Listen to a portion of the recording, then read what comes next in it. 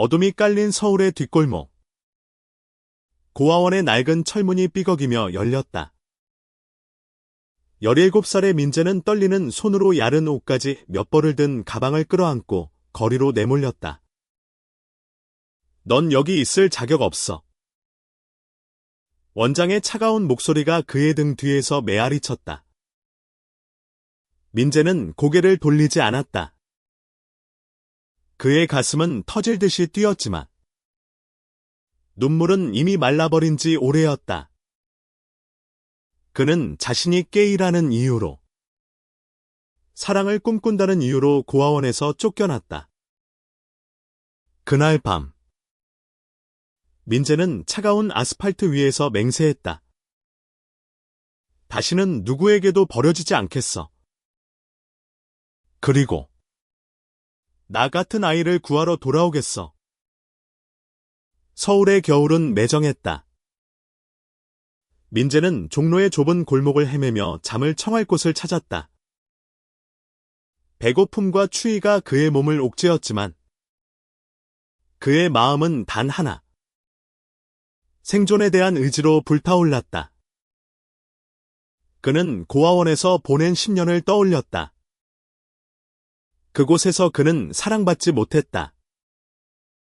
친구들은 그를 다른 애라며 멀리했고, 원장은 그의 비밀을 알게 된 순간부터 그를 괴롭혔다. 민재는 자신이 누구인지 알았다. 그는 남자를 사랑할 수 있다는 것을, 그리고 그게 잘못이 아니라는 것을 마음 깊이 믿었다. 하지만 세상은 그를 용납하지 않았다. 첫날 밤, 그는 한노점상 아주머니에게서 받은 따뜻한 어묵 국물로 배를 채웠다. 아주머니는 그의 초췌한 얼굴을 보고 한마디도 묻지 않았다. 밥은 꼭 챙겨 먹어. 애야. 그 말은 민재에게 처음으로 느껴지는 온기였다. 그는 그 작은 친절을 가슴에 새기며 다짐했다. 살아남아서 더 나은 사람이 되겠다고. 민재는 낮에는 건설 현장에서 막리를 하고 밤에는 작은 도서관에서 책을 읽으며 자신을 갈고 닦았다. 그는 고등학교 졸업장을 따기 위해 야간 학교에 등록했다. 공부는 힘들었지만 그는 매일 밤 자신을 다잡았다. 내가 무너지면 나 같은 아이들은 영원히 희망을 잃어. 그러던 어느 날, 민재는 우연히 준호를 만났다. 준호는 30대 초반의 따뜻한 미소를 가진 사진작가였다. 그는 종로의 작은 카페에서 민재가 책을 읽는 모습을 보고 말을 걸었다. 그 책, 나도 좋아해. 준호의 목소리는 부드러웠고 그의 눈빛은 민재가 오랫동안 잊고 지냈던 따스함을 담고 있었다. 두 사람은 자주 만나 이야기를 나누기 시작했다. 준호는 민재의 과거를 묻지 않았지만 민재가 털어놓을 때마다 조용히 귀를 기울였다. 넌 충분히 강한 사람이야. 민재야. 준호의 말은 민재에게 새로운 힘을 주었다. 처음으로 민재는 누군가에게 받아들여지고 있다는 느낌을 받았다. 시간이 흘러 민재는 준호와 함께 작은 아파트에서 생활을 시작했다. 준호는 민재에게 사진을 가르쳤고 민재는 그의 재능을 발견했다.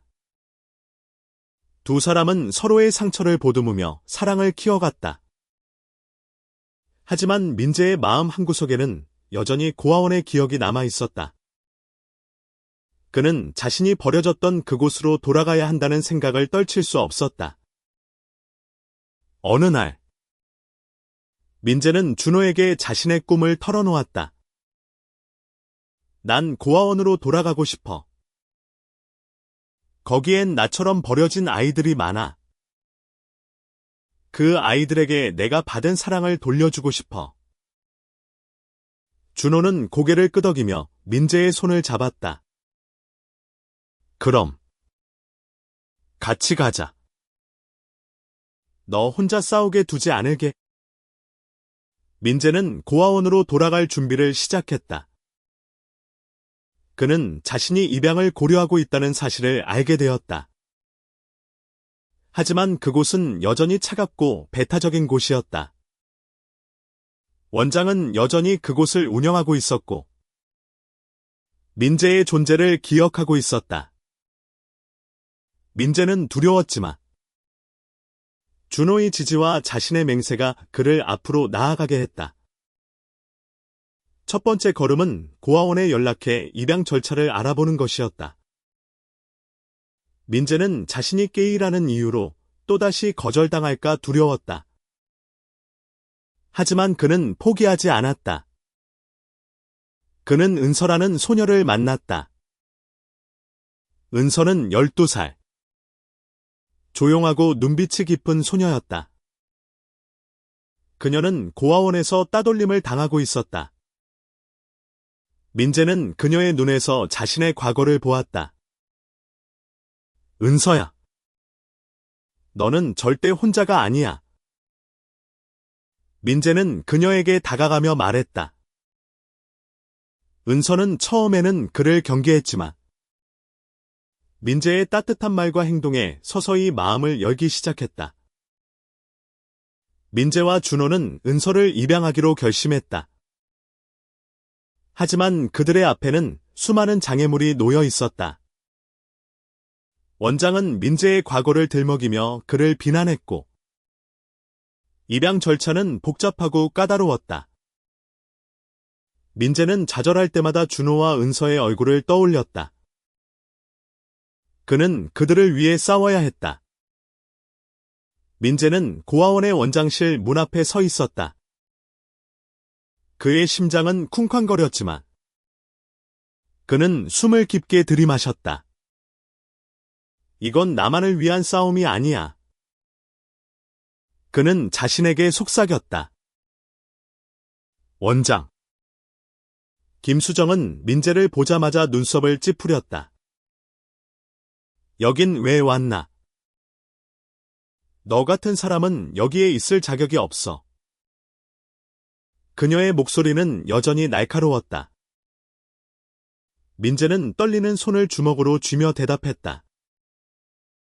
저는 은서를 입양하고 싶습니다. 그 아이에게 집을 주고 싶어요. 김수정은 비웃음을 띠며 책상에 앉았다. 너. 입양. 웃기지 마. 너 같은 사람이 아이를 키울 수 있을 것 같아. 그녀의 말은 민재의 가슴을 찔렀지만 그는 물러서지 않았다. 저는 은서에게 가족이 되어줄 수 있습니다. 그 아이가 외롭지 않게 해줄게요. 원장은 서류를 뒤적이며 민재의 과거를 들쑤셨다. 너. 고아원에서 쫓겨난 애잖아. 게이인 게 문제였지. 그런 사람이 어떻게 아이를 키우겠다고. 민재는 분노가 치밀었지만 이를 악물었다. 그는 은서를 위해 이 싸움을 이겨내야 했다. 민재는 준호와 함께 입양 절차를 준비하기 시작했다. 그들은 변호사를 고용하고 필요한 서류를 준비했다. 하지만 사회의 편견은 그들을 가만두지 않았다. 입양 심사 과정에서 그들은 끊임없는 질문과 의심을 받았다. 두 남자가 아이를 키우는 게 적절한가? 은서가 그런 환경에서 행복할 수 있을까? 질문들은 끝없이 이어졌다. 민재는 매일 밤 은서를 생각하며 잠을 이루지 못했다. 그는 은서와의 만남을 떠올렸다. 그녀는 조용했지만 눈빛에는 강한 생명력이 있었다. 민재는 그녀가 자신처럼 버려지지 않기를 바랐다. 그는 준호에게 말했다. 만약 우리가 은서를 입양하지 못하면? 그 애는 영원히 고아원에서 외로울 거야. 준호는 그의 어깨를 감싸며 말했다. 우린 해낼 거야. 민재야. 포기하지 마. 민재는 은서와 더 많은 시간을 보내기 시작했다. 그는 고아원에서 그녀를 만나 책을 읽어주고 함께 그림을 그리며 그녀의 이야기를 들었다. 은서는 처음에는 말을 아꼈지만 시간이 지나며 민재에게 자신의 꿈을 털어놓았다. 저는 화가가 되고 싶어요. 세상을 색으로 채우고 싶어요. 민재는 그녀의 말에 미소를 지으며 말했다. 넌 할 수 있어. 은서야. 그리고 내가 너를 도울게. 하지만 입양 과정은 점점 더 어려워졌다. 원장은 민재의 과거를 지역사회에 퍼뜨렸고 사람들은 그를 비난하기 시작했다. 게이가 아이를 키우다니. 터무니없어. 그런 사람은 위험해. 익명의 편지와 악플이 민재와 준호를 괴롭혔다. 민재는 좌절감에 휩싸였지만 은서의 미소를 볼 때마다 다시 힘을 냈다. 어느 날 민재는 고아원에서 은서가 다른 아이들에게 괴롭힘을 당하는 모습을 목격했다. 그는 달려가 은서를 감싸며 말했다. 너는 아무 잘못도 없어. 너는 소중한 사람이야. 은서는 그의 품에서 조용히 울었다. 그 순간 민재는 확신했다. 그는 은서를 지켜야 한다. 준호는 민재를 위해 지역 커뮤니티에 호소하기로 했다. 그는 자신의 사진 전시회를 열고 그곳에서 민재와 은서의 이야기를 공개적으로 밝혔다. 사랑은 편견을 넘어서는 힘이 있습니다. 민재와 저는 은서에게 가족이 되고 싶습니다. 그의 진심 어린 연설은 사람들의 마음을 움직였다. 몇몇은 눈물을 흘렸고 몇몇은 박수를 보냈다. 하지만 여전히 반대는 만만치 않았다. 원장은 민재와 준호를 법적으로 막기 위해 모든 수단을 동원했다. 민재는 점점 지쳐갔다. 그는 준호에게 말했다. 내가 포기하면 은서는 나처럼 버려질 거야. 하지만 난 너무 지쳤어.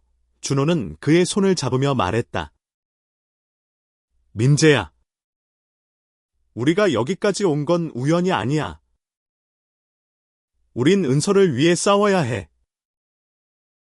민재는 다시 일어섰다. 그는 은서와의 약속을 지키기 위해 법적 싸움을 준비했다. 그는 자신의 과거를 당당히 드러내며 말했다. 저는 게이입니다. 하지만 그건 저를 나쁜 사람이 만들지 않아요. 저는 은서에게 사랑과 안전을 줄 수 있습니다. 법적 싸움은 만만치 않았다. 민재와 준호는 매일 변호사와 만나 전략을 세웠다. 그들은 은서의 입양을 위해 재정 상태, 생활 환경, 심지어 그들의 관계까지 심사받아야 했다.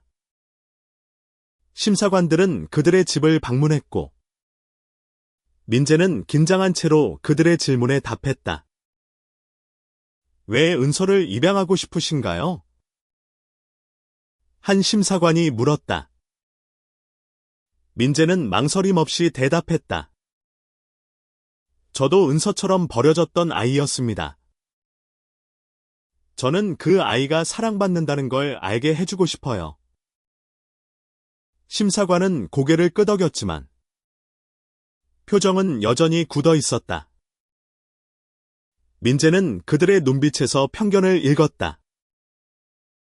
그는 준호에게 말했다.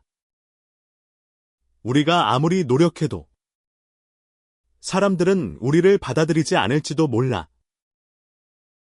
준호는 그의 어깨를 두드리며 말했다. 그럼 우리가 그들의 생각을 바꾸면 되지? 은서를 위해서라도. 민재는 은서와의 시간을 늘려갔다. 그는 그녀를 고아원 밖으로 데리고 나와 서울의 공원을 산책하며 이야기를 나눴다. 은서는 점점 더 민재에게 마음을 열었다. 민재 아저씨. 왜 저를 좋아해요? 은서가 물었다. 민재는 미소를 지으며 대답했다. 너는 특별하니까. 그리고 너는 나에게 희망을 줬어. 은서의 미소는 민재에게 힘이 되었다. 하지만 고아원의 원장은 여전히 그들의 길을 막았다. 그녀는 지역사회의 보수적인 단체와 연합해 민재와 준호를 비난하는 캠페인을 벌였다. 민재는 거리에서 자신을 향한 비난의 눈초리를 견뎌야 했다. 어느 날, 그는 시장에서 한 아주머니에게 모욕적인 말을 들었다. 너 같은 사람이 아이를 키우면 그 아이가 불쌍하지. 민재는 아무 말도 하지 않고 고개를 숙였다. 하지만 준호는 달랐다. 그는 민재를 위해 싸웠다. 그는 자신의 사진작가 네트워크를 동원해 민재와 은서의 이야기를 알렸다. 그의 사진 전시회는 점점 더 많은 사람들을 끌어모았다. 그는 전시회에서 은서의 그림을 전시하며 그녀의 재능을 세상에 알렸다. 이 아이는 사랑받을 자격이 있습니다. 그리고 민재와 저는 그 사랑을 줄 준비가 되어 있습니다. 민재는 준호의 노력에 감동받았다. 그는 준호에게 말했다. 너 없었으면 난 여기까지 못 왔을 거야. 준호는 웃으며 대답했다. 우린 가족이잖아. 가족은 서로를 위해 싸우는 거야. 그러던 중 예상치 못한 일이 일어났다. 은서가 고아원에서 도망쳤다. 민재는 그녀가 사라졌다는 소식을 듣고 심장이 멎는 듯했다. 그는 준호와 함께 서울의 거리를 헤매며 은서를 찾았다. 그들은 은서가 자주 갔던 공원, 도서관, 심지어 민재가 어릴 때 숨어들었던 골목까지 샅샅이 뒤졌다. 밤늦게 민재는 한강 근처의 벤치에서 은서를 발견했다. 그녀는 홀로 앉아 그림을 그리고 있었다. 민재는 그녀에게 다가가 조용히 말했다. 은서야. 왜 도망쳤어? 은서는 고개를 들지 않고 대답했다. 저는 그냥 아무도 저를 원하지 않을 거라고 생각했어요. 민재는 그녀 옆에 앉으며 말했다. 그건 사실이 아니야. 나와 준호 아저씨는 너를 정말 원해. 넌 우리 가족이야. 은서는 눈물을 흘리며 민재를 끌어안았다. 그 순간 민재는 자신이 이 싸움을 반드시 이겨야 한다는 것을 다시금 깨달았다. 그는 은서를 데리고 집으로 돌아왔고 준호는 그들을 따뜻하게 맞이했다. 법적 싸움은 계속되었다. 민재와 준호는 지역사회의 일부 지지자들을 얻기 시작했다.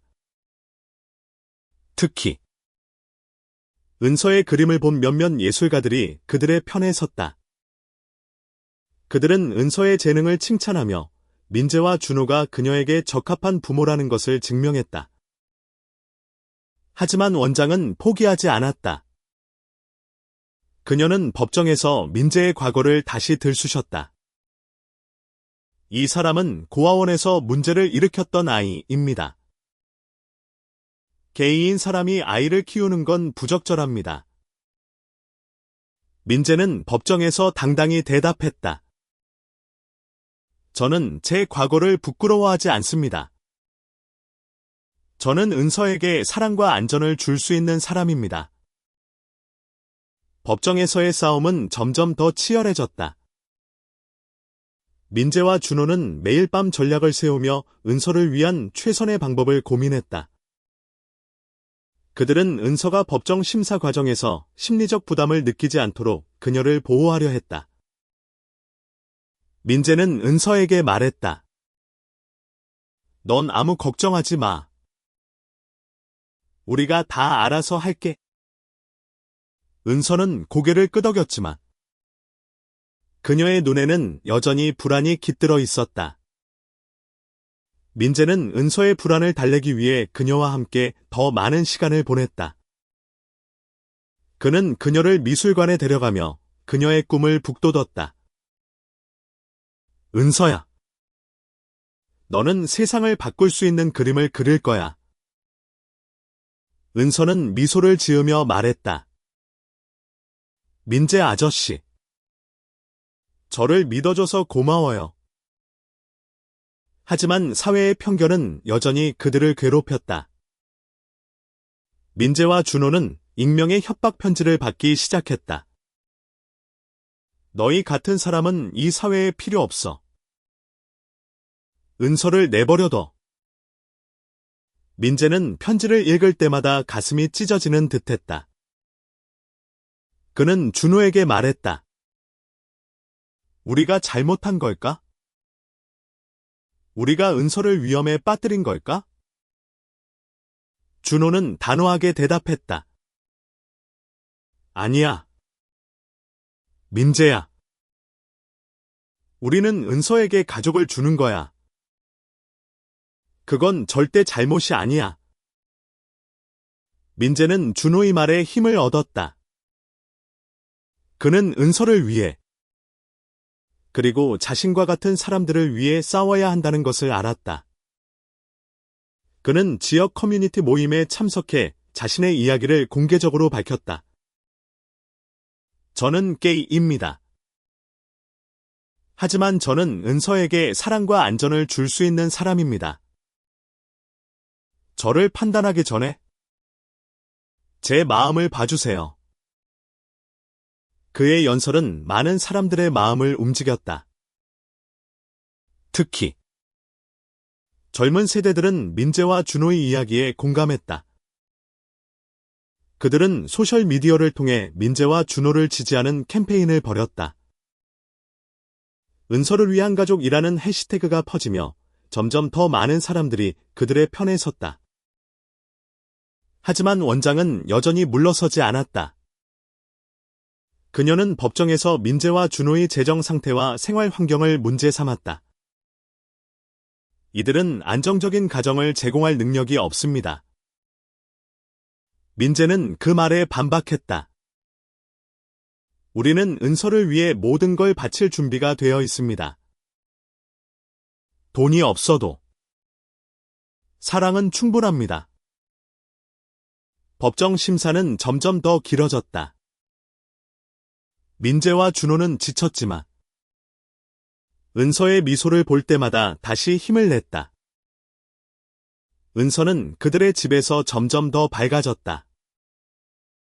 그녀는 민재와 준호와 함께 요리를 배우고 그림을 그리며 자신의 꿈을 키워갔다. 민재는 그녀가 웃는 모습을 볼 때마다 자신의 과거가 치유되는 느낌을 받았다. 어느 날 민재는 은서에게 자신의 과거를 털어놓았다. 나도 너처럼 고아원에서 자랐어. 그리고 나도 너처럼 외로웠지. 은서는 그의 손을 잡으며 말했다. 하지만 아저씨는 이제 외롭지 않죠. 저도 아저씨들 덕분에 외롭지 않아요. 그 말은 민재에게 큰 힘이 되었다. 그는 은서를 위해 그리고 자신과 같은 사람들을 위해 이 싸움을 끝까지 해야 한다는 것을 알았다.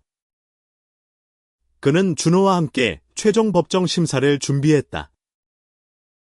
그들은 모든 증거와 증인을 준비하며 은서의 미래를 위해 최선을 다했다. 법정날. 민재는 떨리는 마음으로 법정에 섰다. 그는 은서의 손을 꼭 잡았다. 은서는 그의 손을 마주 잡으며 말했다. 민재 아저씨. 저 무서워요. 민재는 미소를 지으며 말했다. 괜찮아. 은서야. 우리가 같이 있잖아. 법정의 공기는 무거웠다.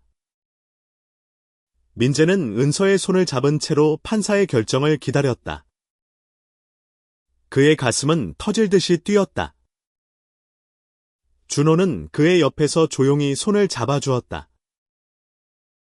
우리가 해낼 거야. 준호의 속삭임이 민재에게 작은 위안이 되었다. 원장은 마지막 변론에서 민재와 준호를 공격했다. 이들은 사회적으로 받아들여지지 않는 관계입니다.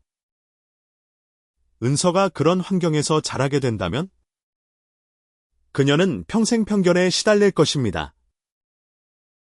민재는 그 말에 분노가 치밀었지만 그는 침착하게 대답했다. 편견은 사람들의 마음에서 비롯됩니다. 저와 준호는 은서에게 사랑과 용기를 가르칠 것입니다. 그게 진짜 가족의 역할입니다.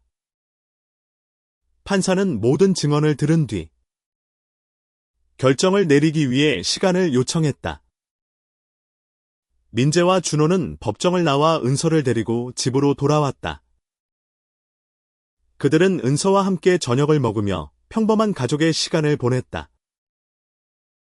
은서는 웃으며 말했다. 아저씨들, 우리 이렇게 매일 같이 밥 먹으면 좋겠어요? 민재는 그녀의 말에 눈물이 핑 돌았다. 며칠 뒤 판결이 나왔다. 판사는 민재와 준호에게 은서의 입양을 허가했다. 이들은 은서에게 안정적이고 사랑이 넘치는 가정을 제공할 수 있음을 증명했습니다. 판사의 말에 민재는 눈물을 참을 수 없었다. 그는 준호와 은서를 끌어안으며 말했다. 우리가 해냈어. 하지만 기쁨도 잠시. 원장은 판결에 불복하며 항소하겠다고 선언했다. 민재는 다시금 두려움에 휩싸였다. 그는 준호에게 말했다. 이 싸움이 끝나지 않을지도 몰라. 준호는 그의 어깨를 감싸며 말했다. 그래도 우린 포기하지 않을 거야. 은서가 우리 곁에 있는 한. 민재와 준호는 은서를 정식으로 데려왔다. 그들은 은서를 위해 방을 꾸미고 그녀의 그림을 벽에 걸었다. 은서는 새로운 집에서 점점 더 밝아졌다. 그녀는 학교에 다니기 시작했고 새로운 친구들을 사귀었다. 민재는 그녀가 웃는 모습을 볼 때마다 자신의 과거가 치유되는 느낌을 받았다. 하지만 항소는 그들의 삶의 그림자를 드리웠다. 원장은 지역사회의 보수적인 단체와 연합해 민재와 준호를 계속 공격했다. 그들은 은서의 학교에서도 소문을 퍼뜨렸다. 은서는 친구들에게 따돌림을 당하기 시작했다. 그녀는 집에 돌아와 울며 말했다. 왜 사람들이 저를 싫어해요? 저는 그냥 행복하고 싶을 뿐인데. 민재는 은서를 끌어안으며 말했다. 너는 아무 잘못도 없어. 은서야. 세상이 아직 너를 이해하지 못하는 거야. 하지만 우리가 너를 지킬게. 그는 은서의 학교에 찾아가 교사들과 이야기를 나눴다. 그는 은서가 안전하게 학교 생활을 할 수 있도록 모든 노력을 다했다. 준호는 은서의 재능을 세상에 알리기 위해 또 한 번 전시회를 열었다. 이번 전시회는 은서의 그림만으로 구성되었다. 그는 전시회에서 은서의 이야기를 공개적으로 밝혔다. 이 아이는 사랑과 용기로 가득 찬 아이입니다. 그녀의 그림은 세상을 바꿀 수 있습니다. 전시회는 큰 성공을 거두었다. 은서의 그림은 사람들의 마음을 움직였고, 많은 사람들이 민재와 준호의 이야기에 공감했다. 그들은 점점 더 많은 지지자를 얻었다. 은서를 위한 가족 캠페인은 전국적으로 퍼졌고, 심지어 해외에서도 주목받았다. 민재는 은서와 준호와 함께 새로운 삶을 시작했다. 그는 자신의 과거를 완전히 극복하지는 못했지만, 은서의 미소를 볼 때마다 자신이 옳은 길을 가고 있다는 것을 알았다. 그는 은서에게 말했다. 넌 나에게 희망을 줬어. 그리고 나도 너에게 희망을 주고 싶어. 항소 심사는 또다시 민재와 준호를 힘들게 했다. 원장은 그들의 관계를 문제 삼으며 은서의 입양이 부적절하다고 주장했다. 하지만 이번에는 민재와 준호에게 강력한 지지자들이 있었다. 은서의 전시회를 본 많은 사람들이 그들의 편에 섰다. 그들은 법정 밖에서 시위를 벌이며 민재와 준호를 응원했다. 민재는 법정에서 당당히 말했다. 저는 게이입니다. 하지만 그건 저를 나쁜 사람이 만들지 않습니다. 저는 은서에게 사랑과 안전을 줄 수 있는 사람입니다. 그리고 그건 모든 가족이 해야 할 일입니다. 그의 말은 법정 안을 울렸다. 은서도 법정에서 자신의 의견을 밝혔다. 그녀는 떨리는 목소리로 말했다. 민재 아저씨와 준호 아저씨는 저에게 가족이에요. 저는 그들과 함께 있고 싶어요. 그녀의 말은 판사의 마음을 움직였다. 항소 심사 끝에 판사는 원장의 주장을 기각했다. 민재와 준호는 은서에게 적합한 부모임을 증명했습니다. 그들의 성적 지향은 이 결정에 영향을 미치지 않습니다. 민재는 그 말을 듣는 순간 눈물을 흘렸다. 그는 준호와 은서를 끌어안으며 말했다. 우리가 이겼어. 이제 진짜 가족이야. 그들은 집으로 돌아와 축하 파티를 열었다. 은서는 자신의 그림으로 장식된 방에서 웃으며 말했다. 이제 저도 진짜 집이 생겼어요. 민재는 그녀의 머리를 쓰다듬으며 말했다. 이제 넌 절대 혼자가 아니야. 민재와 준호는 은서와 함께 새로운 삶을 시작했다. 그들은 은서를 학교에 보내고 그녀의 꿈을 응원했다. 은서는 점점 더 자신감을 찾았고 그녀의 그림은 지역 미술 대회에서 상을 받았다. 민재는 그녀가 상을 받는 모습을 보며 눈물을 흘렸다. 그는 자신의 과거를 떠올리며 생각했다. 내가 버려졌던 그곳에서 나는 이제 누군가를 구했어. 하지만 그들의 이야기는 여기서 끝나지 않았다. 민재는 고아원의 다른 아이들을 돕고 싶었다. 그는 준호와 함께 고아원에 기부하고 그곳의 환경을 개선하기 위해 노력했다. 그는 원장과 다시 마주쳤지만 이번에는 두려움이 없었다. 그는 당당히 말했다. 이곳 아이들은 사랑받을 자격이 있습니다. 그리고 저는 그들을 위해 싸울 겁니다. 민재와 준호는 지역 커뮤니티에서 LGBT 가족을 위한 지원 단체를 설립했다. 그들은 자신과 같은 사람들에게 희망을 주고 싶었다. 그들의 이야기는 많은 사람들에게 영감을 주었고, 점점 더 많은 사람들이 그들의 캠페인에 동참했다. 은서는 자신의 그림을 통해 세상에 메시지를 전했다. 그녀는 전시회에서 말했다. 가족은 사랑으로 이루어져요. 민재 아저씨와 준호 아저씨는 저에게 그걸 가르쳐줬어요. 그녀의 말은 많은 사람들의 마음을 울렸다.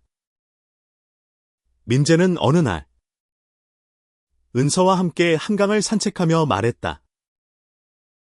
은서야. 세상은 아직 완벽하지 않아. 하지만 우리가 함께라면 조금씩 바꿀 수 있어. 은서는 고개를 끄덕이며 말했다. 저도 세상을 바꾸고 싶어요. 아저씨들처럼요? 시간이 흘렀다. 민재, 준호, 그리고 은서는 이제 진정한 가족이 되었다. 그들의 집은 웃음과 사랑으로 가득 찼다. 은서는 학교에서 친구들을 사귀었고, 그녀의 그림은 점점 더 많은 사람들에게 알려졌다.